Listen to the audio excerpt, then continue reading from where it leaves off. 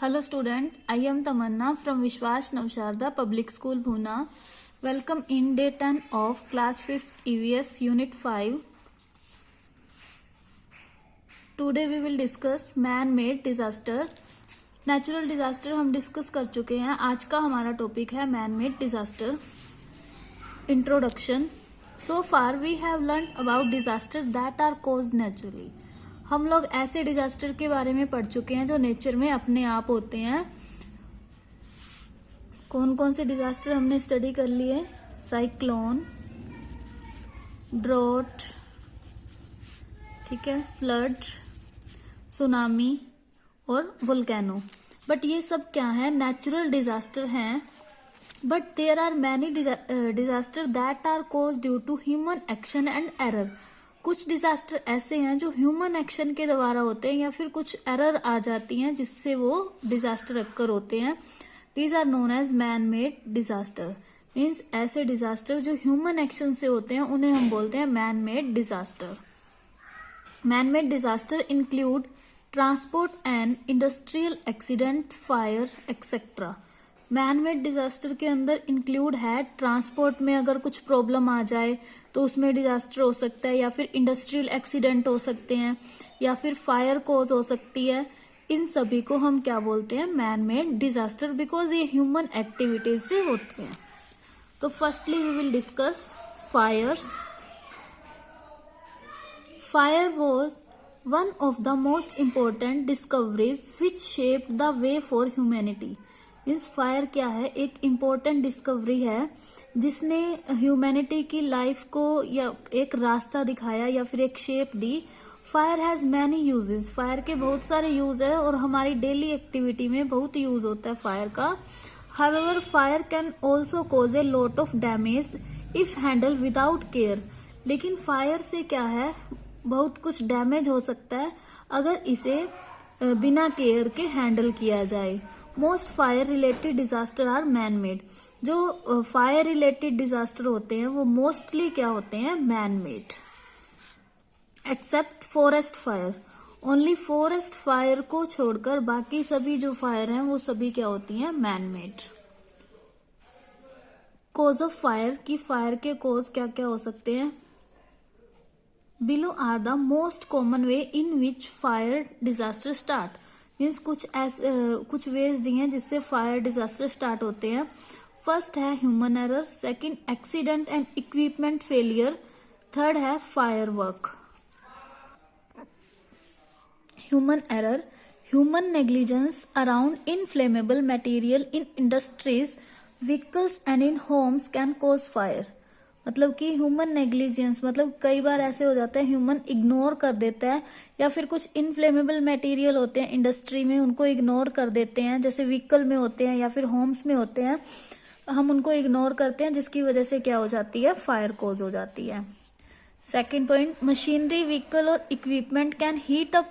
मतलब कि कई बार क्या होता है जो मशीनरी है, व्हीकल्स है या फिर कोई इक्विपमेंट है वो बहुत ज्यादा हीट हो जाते हैं जिसकी वजह से उसके अंदर क्या हो जाती है? फायर कॉज हो जाती है. Third is fire work. If care is not taken while burning fire work.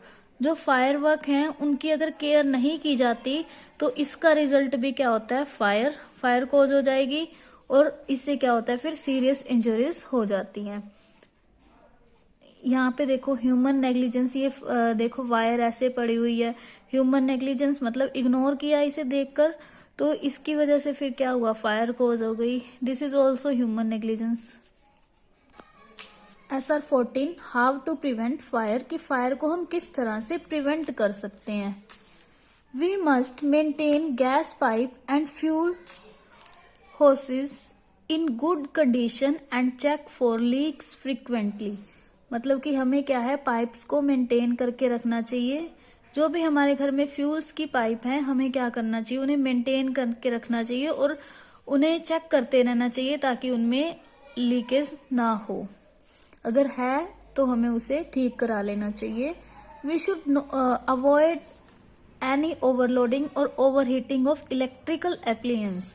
मतलब कि जो इलेक्ट्रिकल एप्लियंस होते हैं हमारे घर में हम यूज करते हैं उसकी एक तो हमें ओवरलोडिंग नहीं करना चाहिए, दूसरा ओवरहीटिंग मतलब कि अगर हम उसे कॉन्टिन्यूसली यूज कर रहे हैं तो हमें थोड़ी देर के लिए उसे बंद कर देना चाहिए ताकि उसमें ओवर हीटिंग ना हो।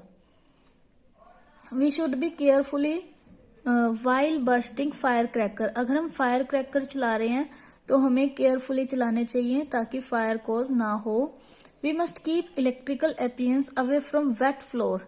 मतलब हमें इलेक्ट्रिकल एप्लियंस को, मतलब कि जो बिजली के उपकरण होते हैं उन सभी को हमें वेट फ्लोर से दूर रखना चाहिए। We must not leave candles and other inflammable item on without supervision and should not play with matches. मतलब कि हमें कैंडल को नहीं छोड़ना चाहिए या फिर कोई भी दूसरे इनफ्लेमेबल आइटम होती हैं उसे हमें बिना सुपरविजन के कहीं भी नहीं छोड़ना चाहिए। We should try to install fire and smoke detector whenever possible.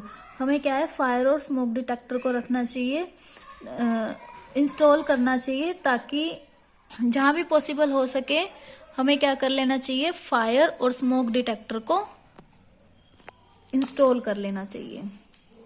Next है what to do in case of a fire. कि पहले तो ये था कि हम फायर को किस तरह से प्रिवेंट करेंगे। अगर बाय चांस फायर कोज हो जाती है तो हम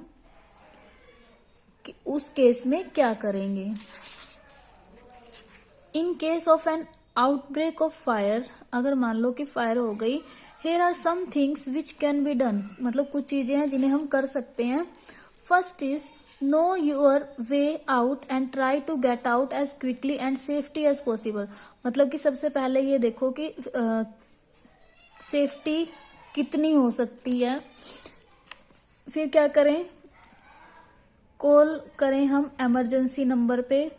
पहले तो खुद को सेफ करेंगे कि किस तरह से हम अपने आप को सेफ कर सकते हैं, उस तरह से करें। फिर फायर इमरजेंसी नंबर पे कॉल करें 101 पे, वहां रिपोर्ट करें। फिर don't panic, panic create more dangers. डरना नहीं चाहिए बिकॉज डर से क्या होता है कि डेंजर ज्यादा क्रिएट हो जाता है। If your cloth catch fire stop drop and roll. मतलब कि अगर हमारे क्लॉथ फायर कैच कर लेते हैं तो हमें रुक जाना चाहिए, ड्रॉप मतलब लेट जाना चाहिए, और उसके बाद हमें अर्थ पे रोल करना चाहिए ताकि फायर जो है वो एक्सटिंग्विश हो जाए। Learn how to put off the fire using a fire extinguisher. मतलब कि हमें क्या करना चाहिए कि फायर एक्सटिंग्विशर को कैसे यूज करते हैं उसे सीखना चाहिए। नेक्स्ट है what to do in case of a fire. Fire के केस में क्या करना चाहिए, remove clothing from the burnt area.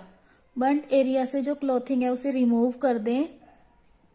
Run cool water over the burn until the pain eases. मतलब कि जब तक पेन हो रहा है हम क्या करें, उस बॉडी के पार्ट को ठंडे पानी से वॉश करें लाइक दिस।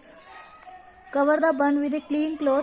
फिर उस बर्न पर हम एक क्लीन क्लॉथ बांध दें या फिर कवर कर दें। If the burnt area is large और infected then seek emergency medical help. अगर बर्न्ट एरिया जो है वो ज्यादा बड़ा है तो हमें क्या करना चाहिए, इमरजेंसी मेडिकल हेल्प ले लेनी चाहिए।